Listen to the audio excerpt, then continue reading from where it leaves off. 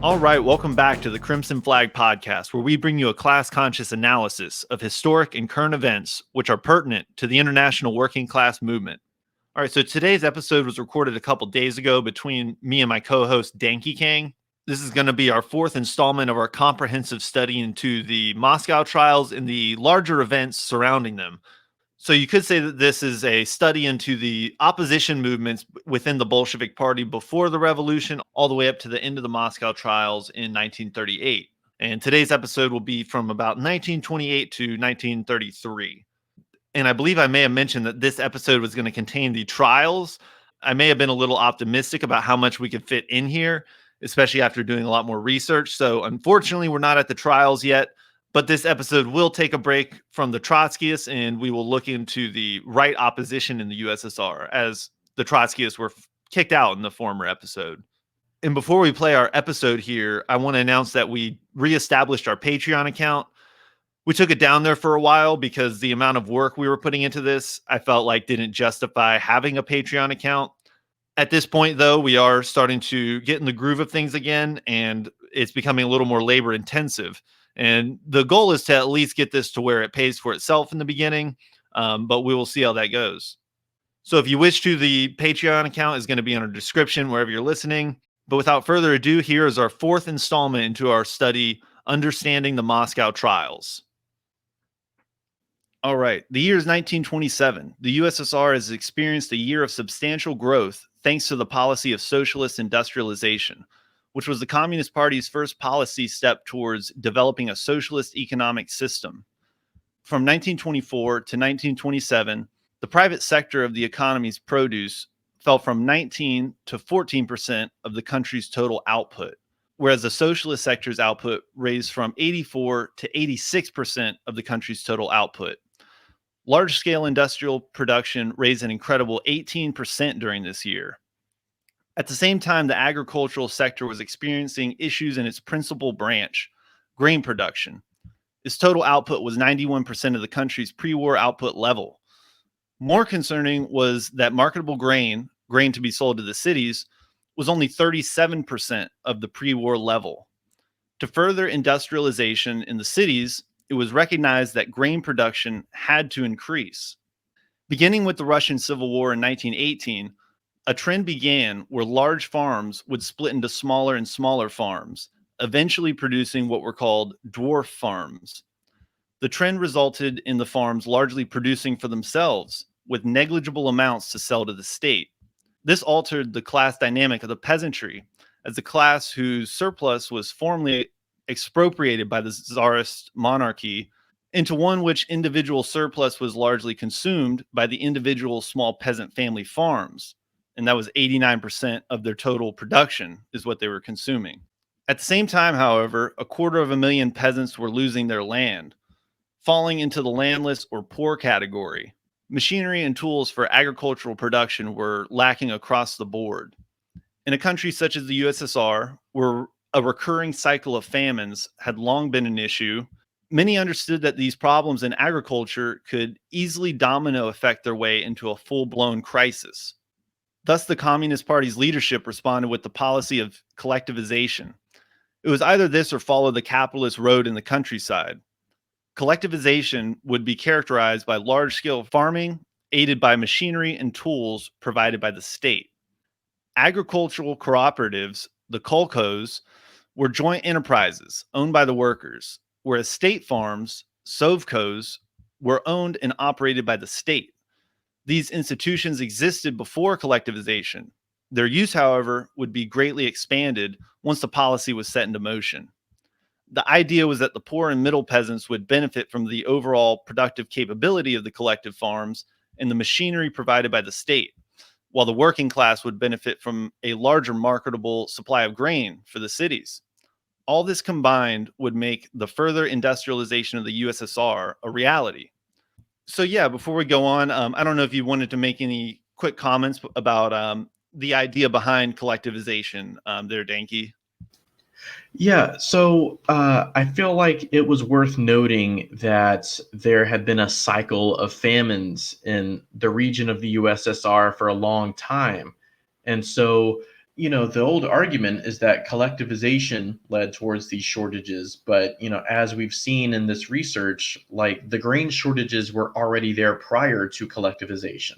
So it could be argued that were it not for collectivization, there would have been an even more intense famine, an even more intense grain shortage. Yeah, and that is definitely a possibility, and we'll get into that once we start talking about the oppositionist solutions, what they propose instead of collectivization. So now we're going to talk about this section is going to be called "Taking Aim at the Right: Bukharin's Initial Fall from Grace."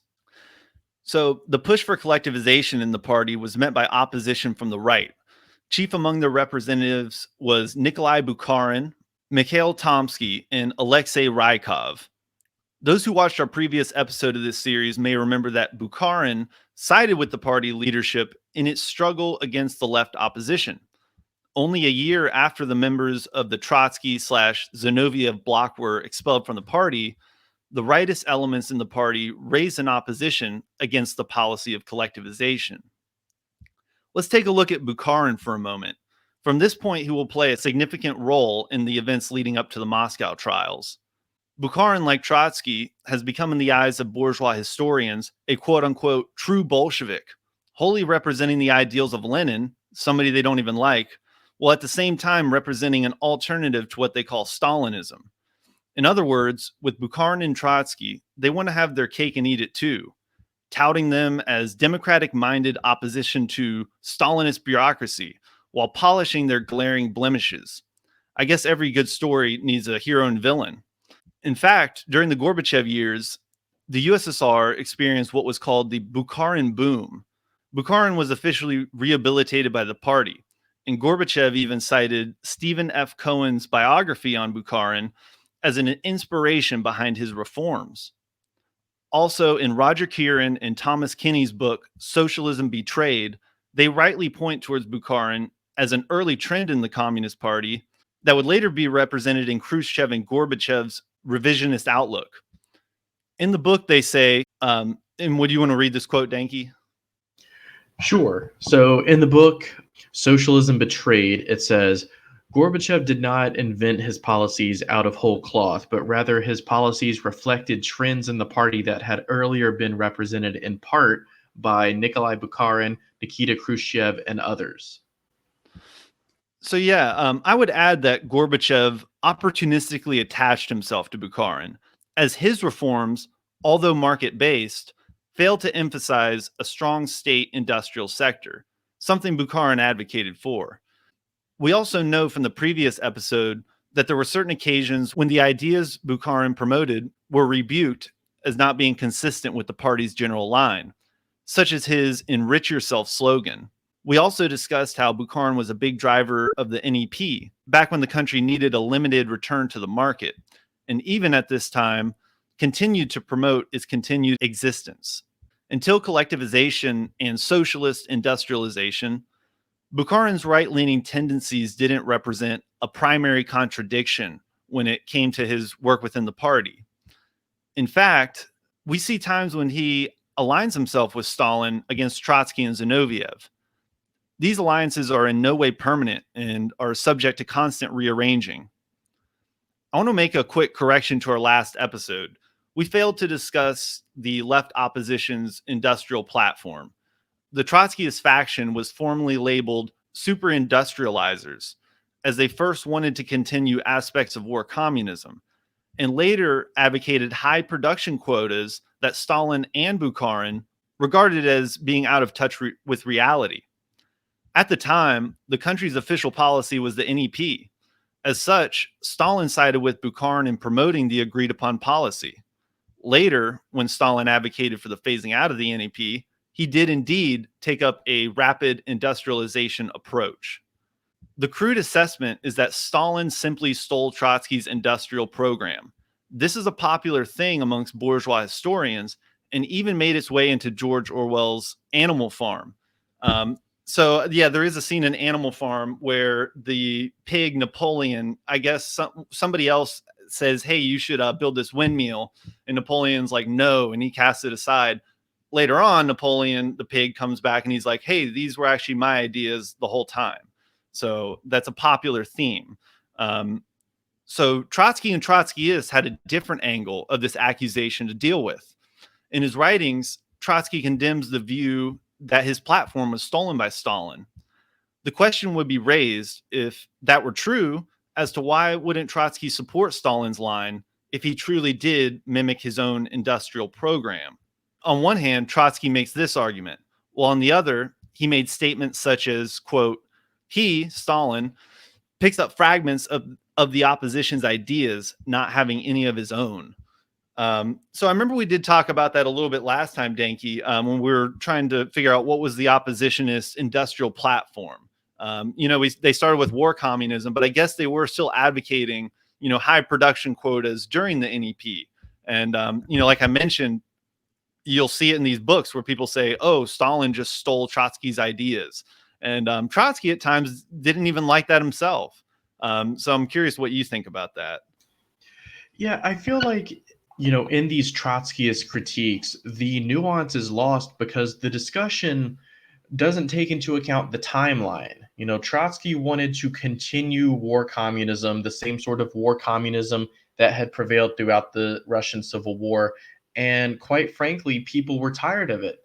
And Stalin and the other Bolsheviks made the correct assessment that we need to have this very brief period of limited market investment into the country. That way we can increase the material wealth of the USSR. We can bring in a technical intelligentsia, and then we can use the skeleton of the body that they leave behind to build socialism. And so Trotsky, in his view, would have essentially been socialism from scratch. And it would have required great pain, great hardship from the Soviet people, even after they had already endured great pain and great hardship with the First World War, with the revolutions, and with the Civil War. They didn't want to, keep up this idea and this model of war communism. And so I feel like Trotsky's insistence that war communism should continue really was a tone-deaf assessment. Yeah, it's interesting because that's one of the biggest reasons why Bukharin was critiquing Trotsky.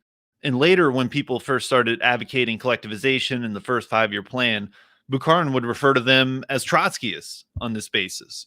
And that's largely because he was trying to conflate those policies with Trotsky's war communism policies. Now, Trotskyists, if you tell them that Trotsky did not support the NEP, they will immediately come at you and start showing you quotes where Trotsky did support the NEP. It's very important when we're talking about these things to recognize the context of which time period we're talking about. Because in the early 1920s, Trotsky was advocating war communism. Later on, he did support the NEP when his ideas were thoroughly defeated.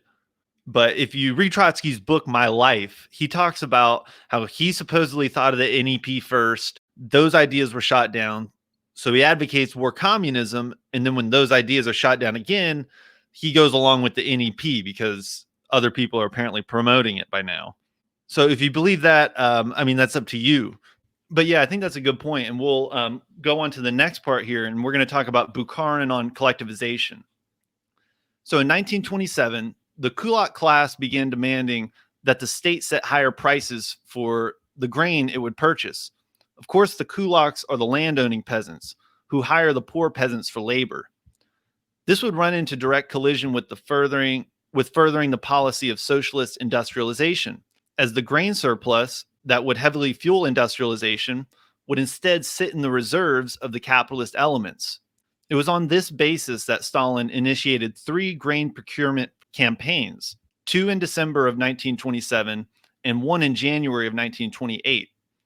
At the time, these would be referred to as extraordinary measures. Grain procurement had been a feature of the Soviet government for some time now.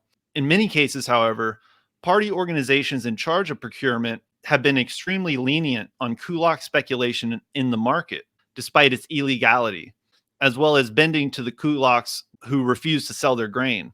Much of this had to do with the fact that the party had extremely poor representation in the countryside. The grain procurement campaigns of late 1927 and early 1928 represent a pivotal moment where the party redoubled its effort in fighting against grain hoarding and market speculation. Bukharin and his supporters rejected the idea that measures against the kulak's exploitative position should be taken. Instead, they promoted the idea that the market should take hold in the countryside, which would then fuel the industrialization project. He claimed that the goal of the transitory period before socialism was to find the perfect equilibrium of class forces, meaning that the goal of the dictatorship of the proletariat should be to find a balance of class interests. That's sort of antithetical to the entire idea of the dictatorship of the proletariat. We don't call it like a cooperative of the proletariat. We call it a dictatorship of the proletariat. This sort of class collaborationist thing, to me, it sounds like social democracy. You're right, because dictatorship of the proletariat implies that there are still elements in your country and maybe even outside of your country that have bourgeois interests that want to subvert you. So yeah, from there, he hoped that the exploitative classes would largely peacefully transform their ideology into the ideology of the proletariat. These sentiments are embedded in statements of his such as, before the seizure of power, the party of the working class is a party of civil war, inasmuch as the dictatorship of the proletariat, the party of the working class, is now becoming the party of civil peace. And that's from Bukharin. The supporters of Bukharin appear to have similar mindsets, as many of them believed they foresaw a great clash between the peasantry and the working class if collectivization was initiated. Although collectivization would be a bumpy ride, it failed to result in this fatalistic disaster that the right opposition believed to be inevitable. Contrary to Bukharin's view that the role of the dictatorship of the proletariat was to find the perfect harmony of class forces, Stalin warned that the era of the dictatorship of the proletariat represented a time when the capitalist elements, who are squarely facing their demise as a class, break out into open revolt against the new system. This, after all, is one of the primary reasons for the need to have a state at all after the revolution, that being the need to ward off internal and external threats from the bourgeoisie. One of the most disagreeable aspects of Bukharin's position was that he proposed for the state to buy grain from abroad. He at least understood that a further promotion of market relations in the countryside would still leave an issue for supplying grain to the cities. His solution, however, would at least result in the feeding of the working class, but it would dramatically slow down the tempo of industrialization. The end result, the slowing down of industrialization, appeared to be an acceptable price to pay for Bukharin, as this was seen as the way to balance the class relations in the country. So yeah, that explains a little bit of Bukharin's thinking here. So I'm curious what you think about that there, Comrade Danke. So, I know it is a stereotype, especially amongst like liberals and conservatives, to frame communists as being just these agents of chaos that want revolution, revolution, revolution. But on the other hand, we cannot reconcile the class antagonisms that exist between the bourgeois and between the proletariat, or between the peasantry and between the land-owning class. Like, these are fundamental power dynamics that cannot be reconciled. And so the only way to overthrow them, the only way to have a dictatorship of the proletariat, is if you directly overthrow the dictatorship of the bourgeois.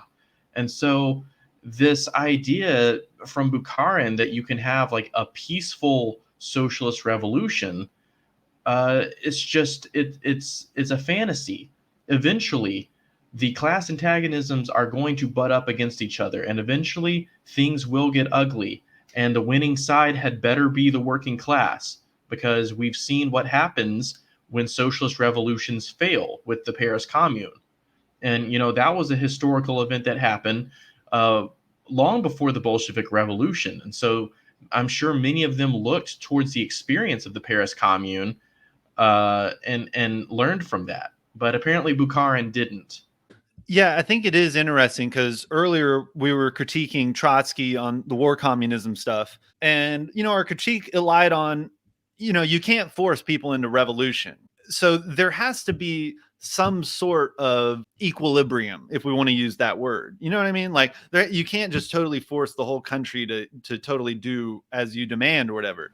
So that's Right. understandable. But, we can see that Bukharin, by pressing this issue over and over and over, and then we start seeing the policies. See, that's the thing. The policies he suggests really, show what he's willing to accept. Right. It's like the concept of tailism. The party can't just drag behind the working class and rely on the working class to propel the class struggle forward. Like the party has to actively advance the class struggle along, but it can't go too far. It can't stray too far from the minds of the masses and the popular will of the masses, because then you get to a point where you're alienating. So it's important to keep in mind the mass line when you're advancing a revolutionary doctrine. But it's also important to keep in mind that if you try to tail behind the masses, that leaves your movement wide open for right-wing opportunism to intrude in. You start making concessions. You start telling yourself, well, we don't have to acquisition all this grain right now. We can let markets do their thing. We can just buy grain from other countries and feed into the international market.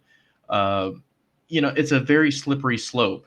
And like we pointed out, the end result would be slowing down the rate to which the USSR would be able to industrialize and to take care of itself. No country can take care of itself unless it's able to have that sort of industrial infrastructure. You see certain right-wing opportunists want to resume the NEP period, and this would ultimately bog down the speed at which the USSR could become self-sufficient. So the end result of Bukharin's policies would be a USSR that essentially relied on the import of grain from other bourgeois countries. And it doesn't take a rocket scientist to see how this would be an inevitable disaster when the USSR would come under sanction. All of a sudden, you wouldn't be able to get grain. You wouldn't be able to feed people. So, thank God for Stalin. Thank God for collectivization and this push for industrialization, because without it, the Soviet Union would have been starved out. Right. Yeah, I think those are totally good points. Yeah, so to move on here, so Bukharin Called Out is going to be the name of the next section here. So the debate between the right opposition and those advocating collectivization would be incredibly different than the debate between the left opposition. During the left opposition's time, clear lines have been drawn in the sand. The members of each side made their grievances clear in public through the press or at official meetings. However, during the opposition raised by the right, neither side directly called out the other. Instead, those advocating collectivization would write articles warning of right-wing deviators in the party, while those advocating the line of Bukharin would write carefully worded articles against those they claimed were rushing towards collectivization, using labels instead of names.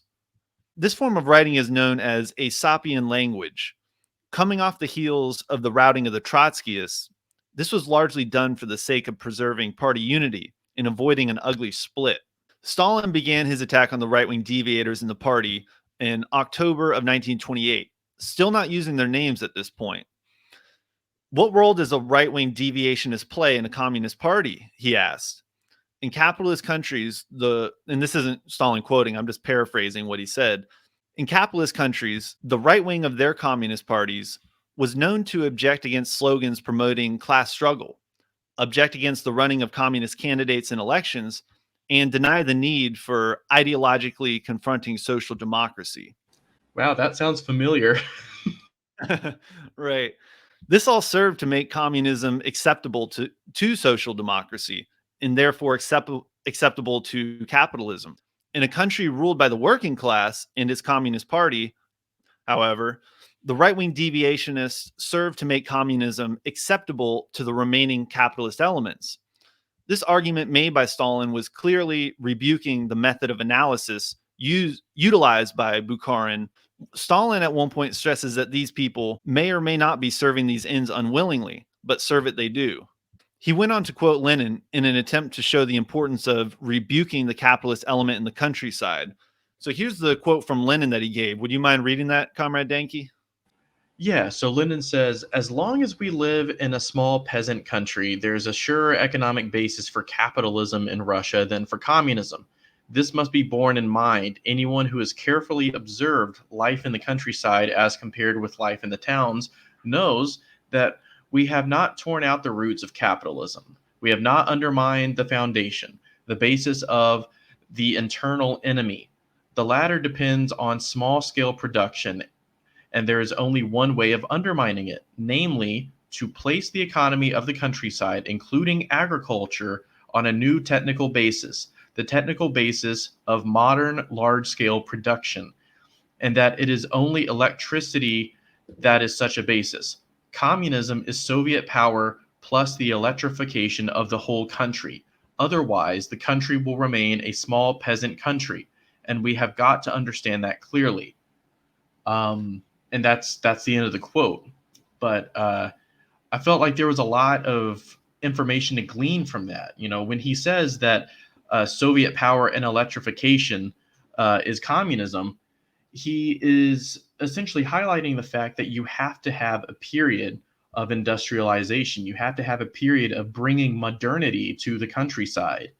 And, like we pointed out with Bukharin, Bukharin's approach would have resulted in a stagnation in the countryside. You would have continued this small scale kulak farm production, and most of the grain meant to feed the cities would have been bought out from elsewhere.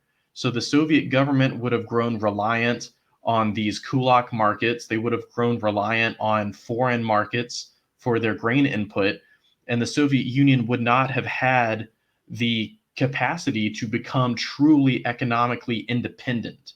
So, Stalin is pointing out that this effort to integrate the countryside into the wider scale Soviet society is crucial in the building of socialism. Yeah, and Lenin's quote, it does have a lot of interesting pieces of it. He refers to the kulaks as the internal enemy, and he says the latter depends on small scale production. I'm not trying to say that he's advocating for collectivization in the way that Stalin said it, but he's saying, look, we can't continue these dwarf farms anymore. That's going to keep just reproducing the bourgeoisie. And that was something Bukharin was, by his policy choices, was seemingly acceptable to continue, even though he said, yeah, let's give them like tractors and stuff. I'm not saying he was against that, but still it would have, kept these dwarf farms as, something that would continue for a while.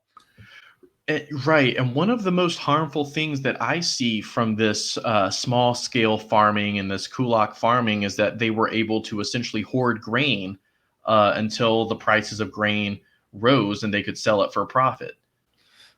Right. Yeah. Otherwise, they would be sitting in, the reserves of the kulaks or otherwise. And, I want to stress that kulak hoarding wasn't the cause of all these problems. That's something that historians who are against the Soviet Union, they talk about that a lot. Okay, yeah, it didn't cause the problem, but continuing the small scale farming is what we're most concerned about. So that differentiation does need to be made, although the kulak hoarding was definitely not helping at all. So yeah, to continue here, Stalin proposed that eradicating this element in the countryside would better secure the country from a return to capitalism. While the line of the rightists, he claimed, represented a potential to strengthen the capitalist elements, which produced the possibility of a return to capitalism. On February 9th of 1929, the Politburo and its members of the Central Control Commission were summoned to discuss matters concerning Bukharin and Co. For almost a year now, he had drafted pamphlets and articles that rebuked the need for collectivization, the aims of the first 5-year plan, and the phasing out of the NEP. Not only this, but a secret Trotskyist pamphlet had been discovered, which contained Kamenev's account of a clandestine meeting between him and Bukharin. Unfortunately, since I haven't been able to track down a copy of this pamphlet online, we don't know what it was in this meeting that prompted Stalin into action.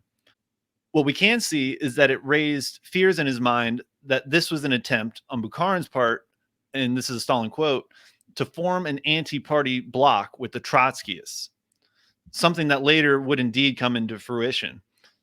So Bukharin was given the opportunity to admit his errors, something which he refused.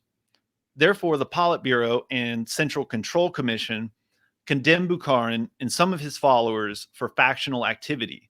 The next showdown was scheduled for April of 1929.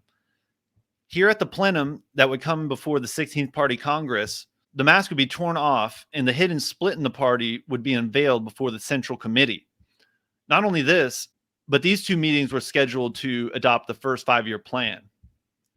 Bukharin attacked the amount of investment that was being planned to pump into the state sector, as well as attacking Stalin's character. He claimed that the goals of the first 5-year plan reflected, quote, a clear exaggeration of the possibility of influencing the basic peasant masses without market relations, unquote.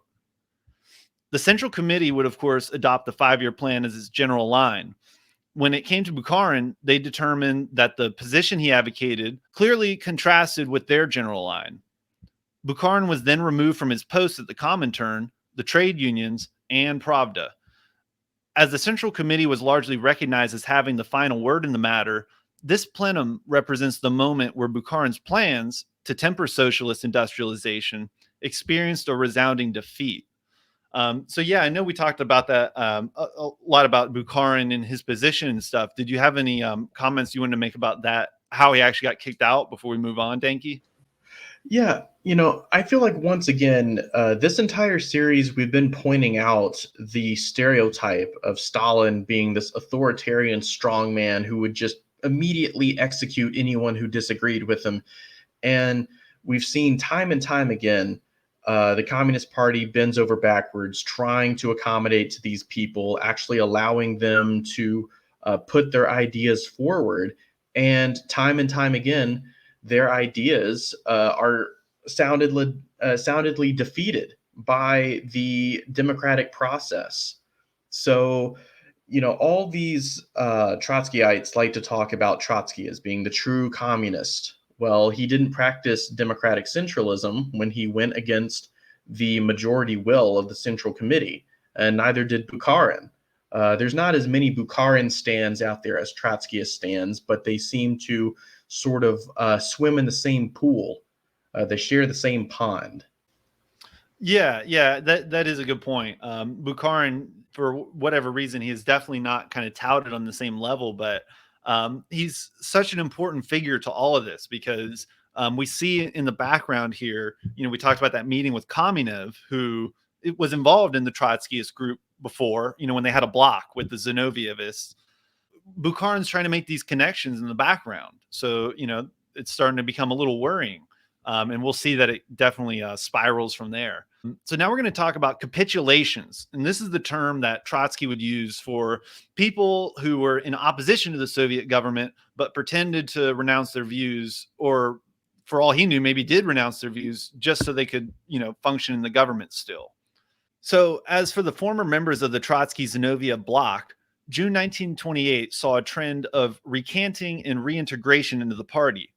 Kamenev, Zinoviev, Radek, and many other oppositionists were willing to publicly rebuke their former ideas and profess adherence to the party's general line. Some, such as Trotsky, held firm and refused to capitulate and renounce their views. This shows us that even after 6 years of oppositional debates and factional episodes, Stalin and the majority of the party leadership were still willing to put faith in their comrades' words of self-criticism and supposed newfound adherence to the party line. This may seem odd. On one hand, it doesn't fit the standard view of Stalin as an omnipotent dictator cutting down anybody who looked at him the wrong way.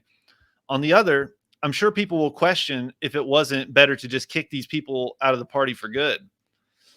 Bukharin and many of his supporters would also take the route of capitulation, as they admitted errors in their previous views, self-criticized, and professed a newfound will to uphold the party's general line, or so they would claim. So yeah, I guess we could talk about that very briefly here if you want to give your take on it, Comrade Danke, as far as why didn't they just kick these people out and why are they still letting them back in the party? I want to make a quick point. There was something slightly similar between Stalin and Mao, where Mao, he was of the same mindset of people can change their ways. That's something Mao stresses a lot in his writings. He's like, people who are deviationists and stuff, they aren't that forever, and they can be brought around. And Stalin, he kind of had a similar view, it appears, as he's in the leadership as a whole, as they're saying, okay, these people, we're still giving them a chance. So what's your take on that, Comrade Danke? Yeah, I mean, I feel like it is an important lesson, that it shows the patience that the Bolsheviks had, their willingness to tolerate people who didn't necessarily toe the line, as long as they would at least seemingly come around and self-criticize and have, this period where they can learn and grow. So it's interesting to see how, like, the Bolsheviks would tolerate views in the party that weren't necessarily the best informed or weren't necessarily in line with the general party line. But they had the confidence that eventually these cadre would come around and see the light, for lack of a better term. Unfortunately, I feel like history's shown that they placed a little bit too much faith into these comrades, and like Bukharin and Trotsky, eventually they proved themselves to be traitors, and their opposition and their lack of adherence to the party line wasn't just a one-time thing. It was a repeated, sustained effort to go against the party. And hindsight being 2020, we can see this now. We can see the trend. But as it was happening, I'm sure that there was a lot of pressure on the Soviet government, on the Communist Party, to allow these people to have their voice within the party, because they don't want to be attacked from the left as being this evil bureaucracy that purges all thought that was against the party's line, and etc. So they were trying to appear to be moderate, and they were being moderate. They were being very patient with these individuals, but it got to a point where they could no longer tolerate them. Yeah, I do think there is an element of the hindsight 2020 thing going on.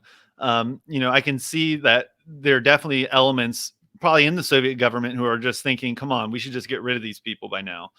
We it's hard to imagine, but there would have been pressure in the Communist Party to still, have an outlet for these people. But yeah, so to move on here, the next section of this is called 1929, Bukharin joins the Bloc. As we mentioned before, the debate between the rightists and the proponents of collectivization was waged between 1928 and 1929.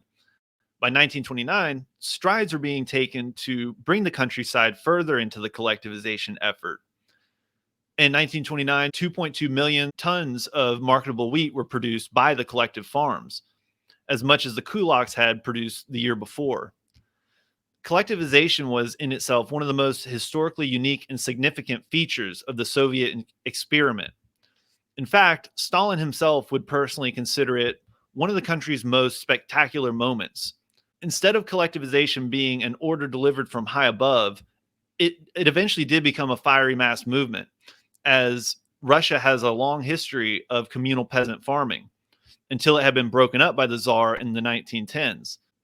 Our discussion on collectivization will end there. Since there's so much more to talk about, an episode on this aspect of Soviet history would be a great idea for the future.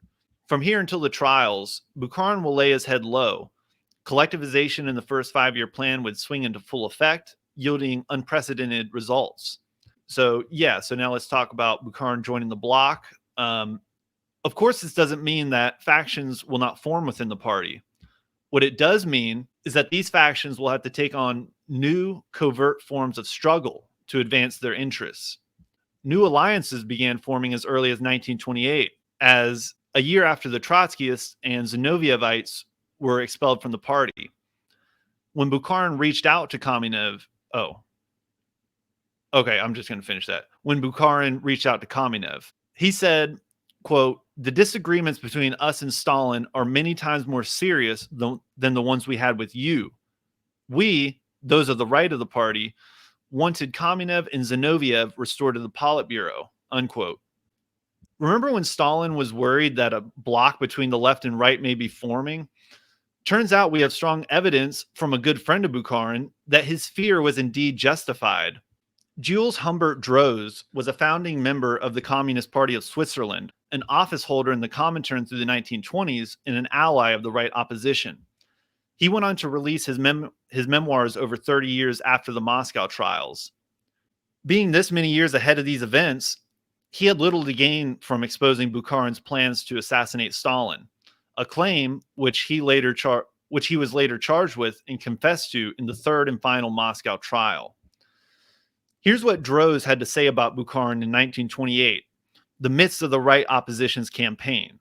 And if you wouldn't mind reading this quote here from him, Comrade Denke. It's a little bit of a lengthy one, but it's got good stuff in it. Right, so here's what Droz said. Before leaving, I went to see Bukharin for one last time, not knowing whether I would see him again upon my return. We had a long and frank conversation. He brought me up to date with the contacts made by his group with the Zinoviev-Kamenev fraction in order to coordinate the struggle against the power of Stalin.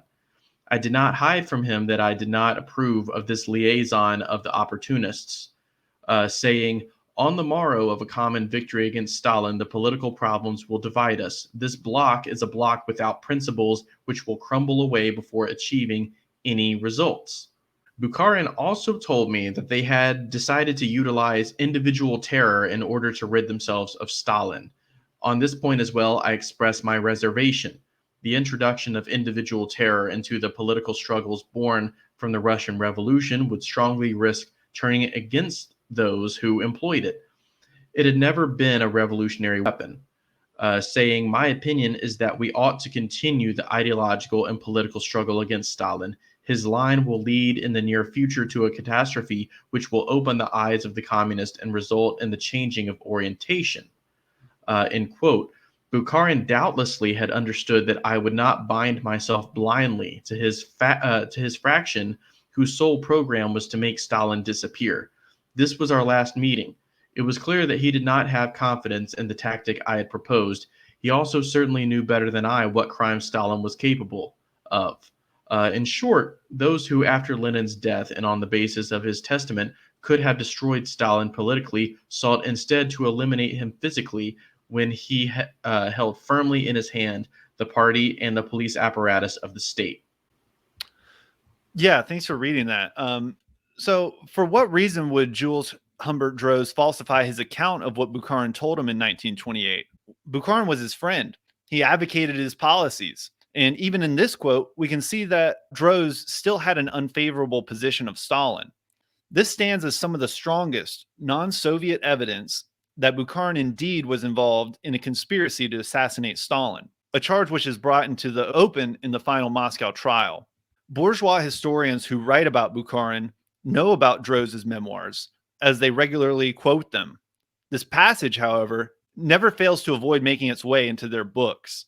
So yeah, I'm curious what you think about that there. I mean, yeah, because here's the thing. Bukharin, he admitted in the Moscow trials that he was involved in this conspiracy to assassinate individuals in the Soviet leadership, particularly Stalin. A lot of people will say that Bukharin was tortured. They'll say maybe his family was threatened, and they'll say that's a possibility as to why he admitted all this.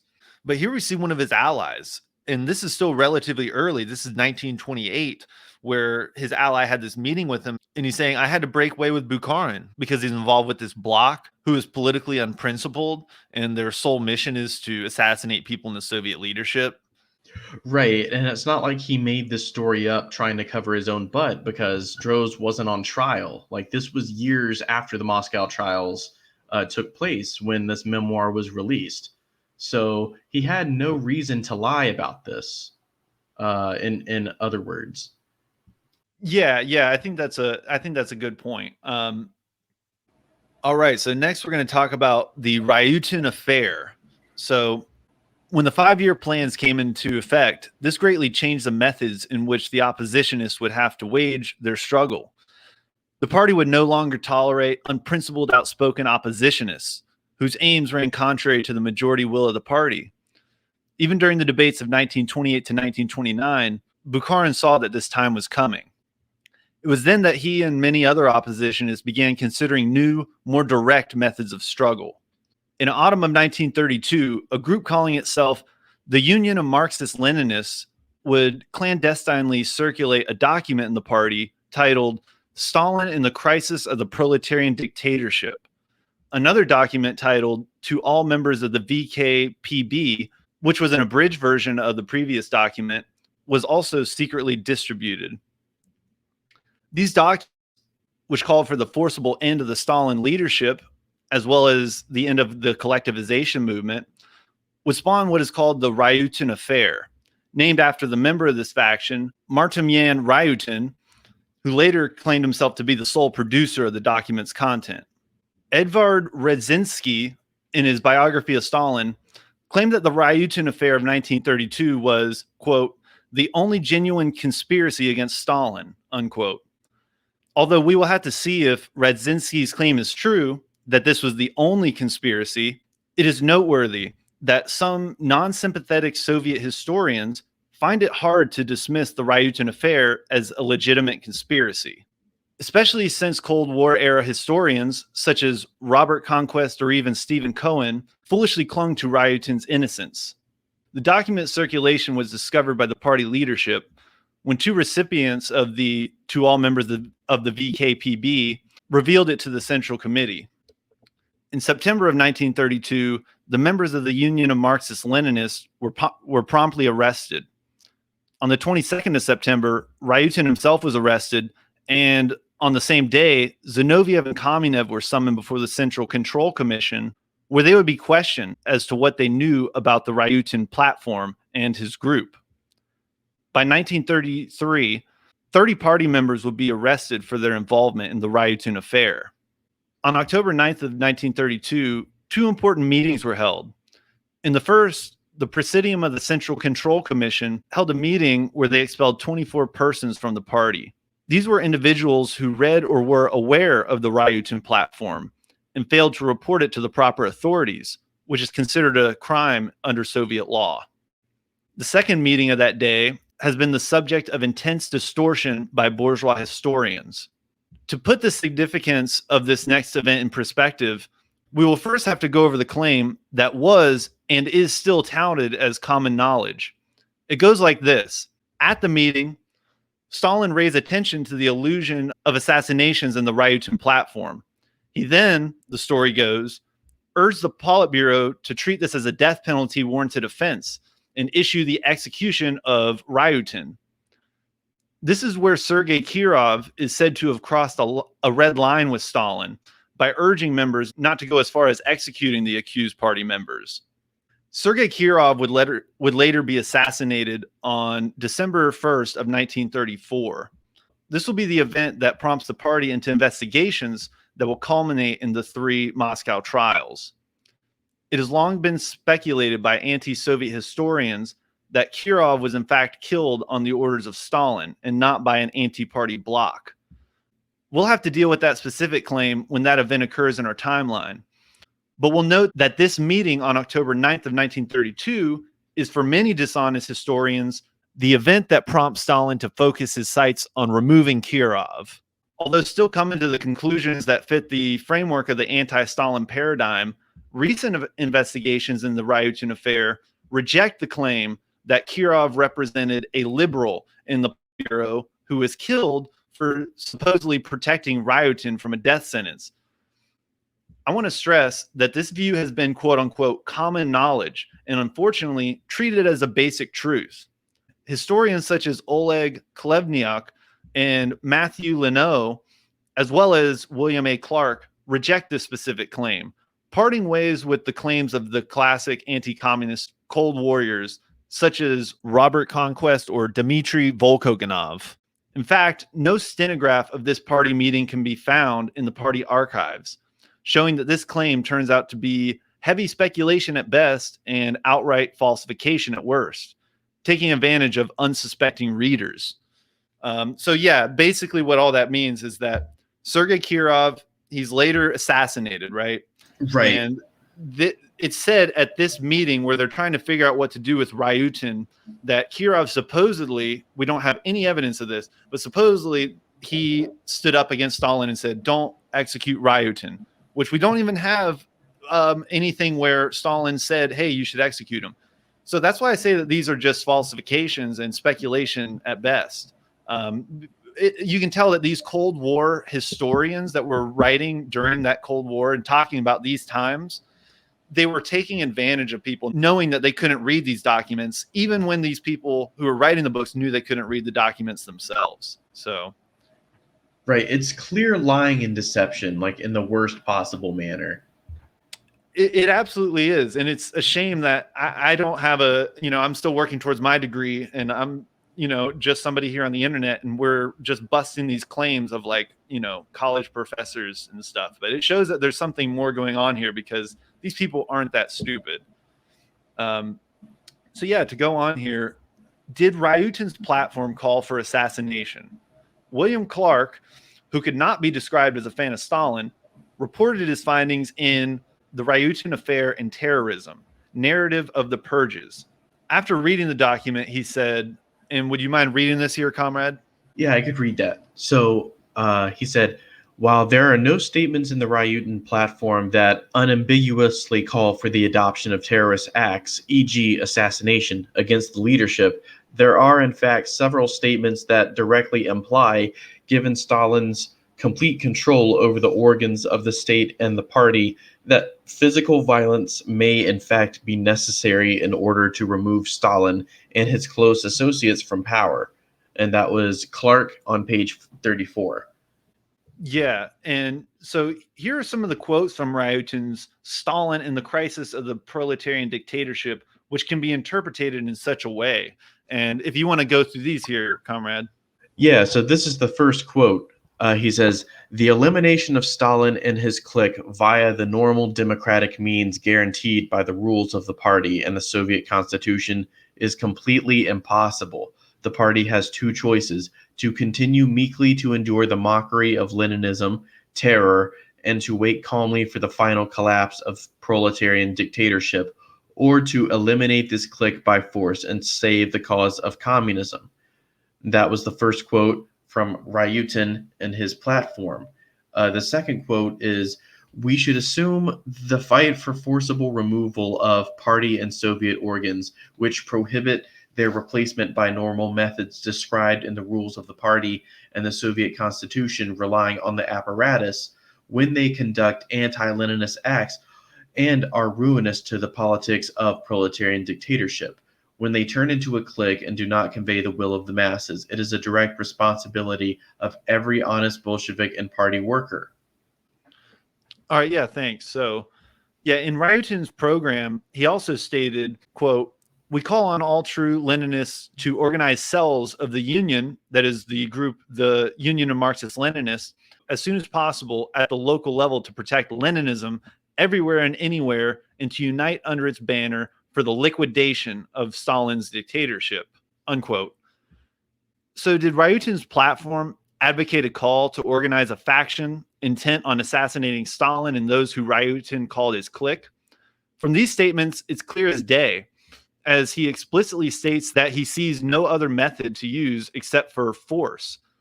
His calls for liquidation of the Soviet leadership, although still using thinly veiled, ambiguous wording, would be clear to almost anyone reading the document. When all was said and done, the Union of Marxist-Leninists was routed and many of its members were arrested. Ryutin himself was scheduled to serve 10 years in state custody.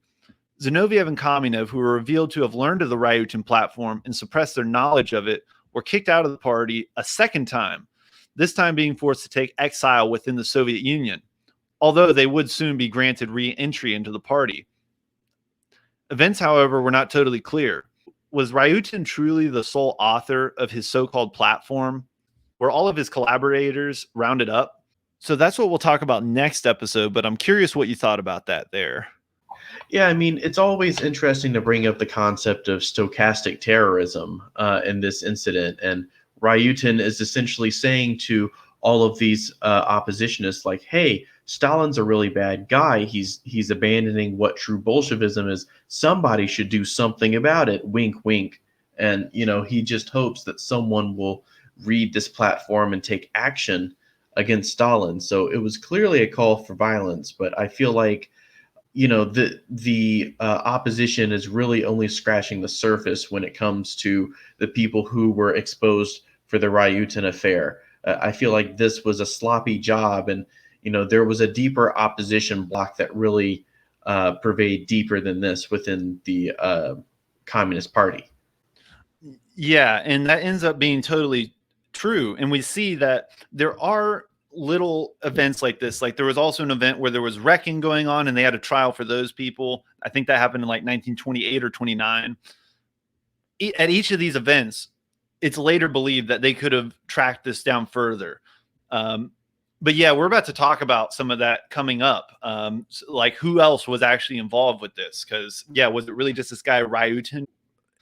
So now we're going to talk about Bukharin in the Ryutin Affair. In early 1936, Paris-based Menshevik journal Socialistsky Veznik released an account of the Ryutin Affair titled "The Letter of an Old Bolshevik." Its author was prominent Menshevik Boris Nikolaevsky. However, the title and the details within the book imply that the author had a source within the Soviet leadership itself. Who could this source have been? Well, in 1936, Bukharin was sent to Paris for the purpose of purchasing some of Marx's manuscripts. Can you guess who Bukharin was sent to negotiate with? None other than the prominent Mensheviks Fyodor Dan and Boris Nikolaevsky, author of The Letter of an Old Bolshevik. The timeline fits perfect. Also, Nikolaevsky and Fyodor Dan's wife, Lydia Dan, have corroborating accounts of these meetings with Bukharin, where he divulged sensitive information on the Soviet leadership to its enemies. Quick footnote here. The brother of Nikolaevsky was none other than Alexei Rykov, defendant in the final Moscow trial, the same trial as Bukharin's.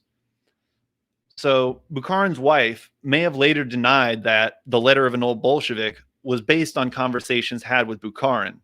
However, this claim has been subject to criticism in the world of Soviet studies. We know that friends of Bukharin had reported having detailed conversations with them about inter-party matters during the Ryutin Affair. For example, such conversations were held with American correspondent William Resnick and French writer André Malraux. In other words, Bukharin was building a reputation in certain counter-revolutionary circles for this kind of thing. At the time, Bukharin was becoming known in certain circles as a person who would divulge information on the Soviet leadership. Prominent Menshevik Nikolaevsky, who we just mentioned above, later said of Bukharin, "I knew the party order preventing communists from talking to non-party communists about relationships within the party, so I did not broach the subject. However, we did have several conversations about the internal situation in the party. Bukharin wanted to talk," unquote. So French communist Ludo Martens said in response to this exchange, quote, "Bukharin, the quote-unquote old Bolshevik, had violated the most elementary rules of a communist party faced with a political enemy," unquote. Nikolaevsky's conversations with Bukharin took on a conspiratorial tone. He continues and said, quote, "When we were in Copenhagen, Bukharin reminded me that Trotsky was close by in Oslo. With the wink of an eye, he suggested, 'Suppose we took this trunk and spent the day with Trotsky,' unquote." Nikolaevsky also reported that Bukharin was beginning to advocate the need for multiple political parties to compete in elections. He reported him as saying, quote, "A second party is necessary. If there is only one electoral list without opposition, that's equivalent to Nazism," unquote. Thus, we see Bukharin's views conform more and more to the views of the Mensheviks, the same group whose members were publishing candid conversations with Bukharin, as well as evidence that he was once again reaching out to the Trotskyists. During the Ryutin Affair, Bukharin and his group of rightists decided to lay low. Therefore, Bukharin's connection to the Ryutin program wouldn't be publicly disclosed until the third and final Moscow trial. Addressing this requires us to jump ahead and talk about discoveries made in the third trial, something we'll address in much more detail once that episode arrives. Bukharin himself would admit in this trial that he was a chief author of the Ryutin program. Our ultimate job will be to examine other sources of evidence that confirm or deny the Moscow trial's transcripts as reliable evidence to the defendant's guilt or innocence. In regard to this claim that Bukharin had actually been one of the authors behind the Ryutin program, we have the transcript of Valentin Astrov, a student and follower of Bukharin's. In Astrov's interrogation, he would state that, quote, the Ryutin platform in essence was not a document by Ryutin, but by the center of the rightists. Slevkinov spoke about the content of this platform and in particular said that it contains the demand for the use of all means of struggle against Stalin's leadership, including terror. He also said that the main authors of this platform are Bukharin, Rykov, Tomsky, and Ulganov, and that in the organization it is agreed in the event of the failure of this platform to declare it a private matter of separate right groups, namely the Ryutin group. End quote. Okay, yeah, so from this line, we can see, or from this quote, we can see that that was the plan. If all goes south, Ryutin is going to be our fall guy, and all of it's going to go on him. So there were other authors. I don't know if it was Bukharin specifically, but from testimony, they're saying that Bukharin, Rykov, Tomsky, and others were definitely involved. These were not people who were tried in that trial of the Union of Marxist-Leninists. So we see that there's definitely more to the story that they found out later on. So here are a few lines from the transcript of the Third Moscow trial, which shed light on the Ryutin Affair. And yeah, would you mind reading these here, comrade? Yeah. So, quote, Bukharin said this: the fixation of questions about the insurrectionary organizations that was approved by the Right Center was first indicated in what is called the Ryutin platform. End quote. That was on page 132 of the trial. Here's another quote from Rykov. He says, as regards to the lines of principle, the so-called Ryutin program was characteristic of the period 1930 to 1933. This Ryutin program was discussed twice in 1932 at Tomsky's summer residence with my participation. In addition to myself, there were present at the first meeting Bukharin and Tomsky and a number of other persons, amongst them Vasily Smith and Ulganov. Unquote. All right, cool. So in this exchange, Bukharin would later say, quote, I reported to the court in your presence that actually the orientation on terrorism, strictly speaking, was already contained in the Ryutin platform. Okay, yeah, so this is a big point. This is a point where Bukharin does go back and forth because during the Third Moscow trial, they're going to charge him with terrorism. And he will advocate until the end of the trial that he did not support terrorism, but that he simply was for the arrest of these people. At the same time, he does show that he was advocating that he was okay with it. So he has this weird position where he's like, well, I wouldn't have preferred it, but I was okay with it happening. A lot of times, bourgeois historians, when they write about it, they'll say Bukharin was speaking a strange coded language and that as a Bolshevik, he would never accept assassinations as a revolutionary tactic. We can definitely say from these quotes and looking at the Ryutin program that Bukharin would have had to have been okay with terrorism. Even if he himself was trying to distance himself from it, he was very much okay with it. Yeah, did you have any comments you want to make about that whole Ryutin affair there, Denki? Yeah, I think it was very telling because it was like Bukharin was too scared to come forward with this sort of brazen, like, okay, let's kill Stalin. And he required someone else to really take the fall for him. And in this case, Ryutin posed as the perfect specimen to do just that. And it's interesting to see how, historically the left opposition and the right opportunists managed to come together and form this sort of underground anti-Stalin bloc. Right. And that's definitely going to be what we're going to talk about in the next episode is this block that forms, because there was one that we talked about that formed in the 20s. But during this whole time, I will say that this block is forming underneath. This information, though, is not getting itself out to the Soviet government. So, yeah, that's what we'll talk about next time. But I want to talk about something quick here on the point of Bukharin and terrorism, because this is debated a lot in the world of Soviet history, mostly with it siding with Bukharin was against terrorism. So there's something very interesting that is a charge that is largely held against Bukharin that a lot of historians will say was not true, but sometimes they'll admit was true. So the claim goes like this. We may remember from previous episodes the Brest-Litovsk Treaty. So this was or sorry, this was right at the end of World War I. They're trying to come to a conclusion, and they're trying to come to an agreement with Germany and other countries as far as, how can we do this? A lot of communists were against the signing of the treaty. Well, I should say these type of people were Trotsky, Bukharin, people like this, for the most part, because they felt like it gave up too much to Germany. Lenin said, look, this is the tactical retreat. We got to sign this treaty. We don't like it, but we got to do it. Bukharin apparently was really against this idea. And there's a charge going around, or a claim being made in the 1920s, that Bukharin wanted Lenin arrested. Well, after a lot of pressure, believe it or not, Bukharin admitted to this in 1924. And it's in an article in Pravda. And this is right before Lenin's death, about a month before, but he talks about actually trying to arrest Lenin. Okay, so unfortunately, I can't get this issue of Pravda. I'm going to try and get a hold of it through an interlibrary loan. We'll see about that. I want to see what Bukharin actually said when he admitted to wanting to arrest Lenin in 1918. But this is a quote from Stephen Cohen's Bukharin and the Bolshevik Revolution.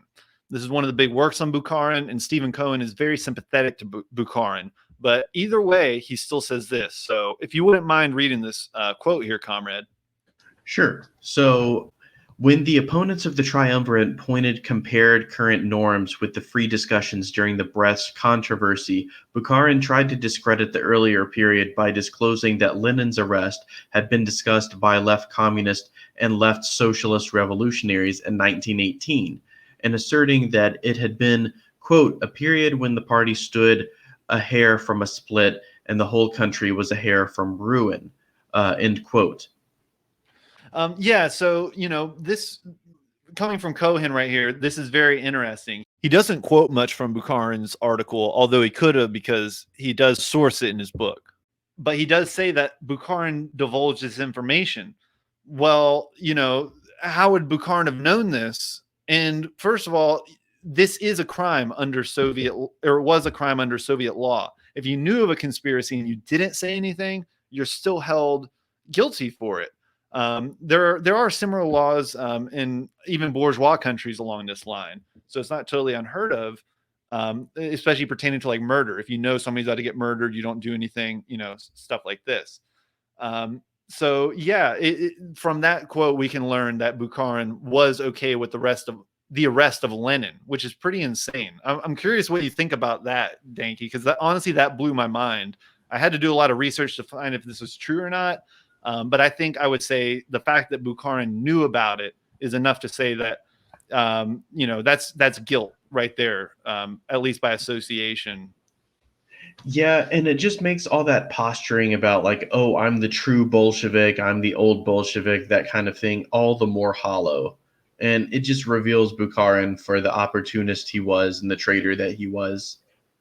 Like, Yeah, more absolutely. so than really anything else. I mean, it's a pretty damning evidence against Bukharin. It really is. And once you start picking it out, it's so crazy that a lot of this is clear as day, even though I know some people will argue against these points. There's a lot more evidence. There's only so much we can put in these episodes. Yeah, I guess for a closing statement, I just want to say it's funny how, all of this stuff is coming out against Bukharin from bourgeois historians, and it just so happens to, make our point. It just so happens to prove our point. So, it's like, thank you, Cohen, for preserving this for us. Yeah, it is interesting because, somebody like Cohen, he wrote his book in I believe the late 70s. There's a lot of distortions. He'll say Ryutin wasn't advocating terrorism. How could you say that after reading the document? There's no possible way you could get that interpretation. But at the same time, we get these little tidbits of information from people like Cohen. But now, I don't know how many out of like the whole total of Soviet historians, how many are like this, but you'll see, I'm forgetting the guy's name.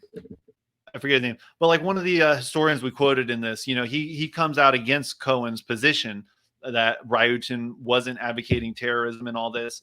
And these are people who still clearly don't like Stalin, Right. And so here's the thing about the Moscow trials. I'll say this real quick. It's a very simple thing. If you read the trial transcripts, you get most of the story there. Our problem is that all true? So what we're trying to focus on is the non-Soviet evidence, because people will always say, well, that's just falsified. They could have just wrote anything in there. So, or these people are tortured. That's why they said it. So that's why this is such a longer examination, is because we have to like look at non-Soviet forms of evidence as well as what they were saying, and to see if how much this does line up. But yeah, it is interesting to see, even like you said, these bourgeois historians, it's not like they're coming around to being communists, don't get me wrong, but you can only be so dishonest before the cracks start showing. I guess that's the real lesson to be learned. Right. And they probably just didn't think anyone would have investigated this very deeply. Yeah, they know that you're not going to go apply for an interlibrary loan to look at Bukharin's article or try and find the Ryutin platform. Like, this stuff is very hard to find, and that's kind of a frustrating point. Is I'm getting to that point where I'm ready to start trying to find the primary source documents, because they're almost like gold. They're very sparse on the quotes that they actually take from these documents. And when we have people like Grover Furr come along, for example, and actually give us more of these documents and translate them into English, we can see that these books along the way have really been taking advantage of us not being able to read these things. But yeah, I appreciate everybody for listening to this episode. We're going to take it up next episode, and we'll start getting a little closer to the trials. I'm not sure how that's actually going to go. I'm writing these as I go, but hopefully I'm sure we'll at least get right to the very first one, if not cover the first one. So we'll see how that goes. So yeah, thanks everybody for listening, and we will catch you later. Thank you, everybody.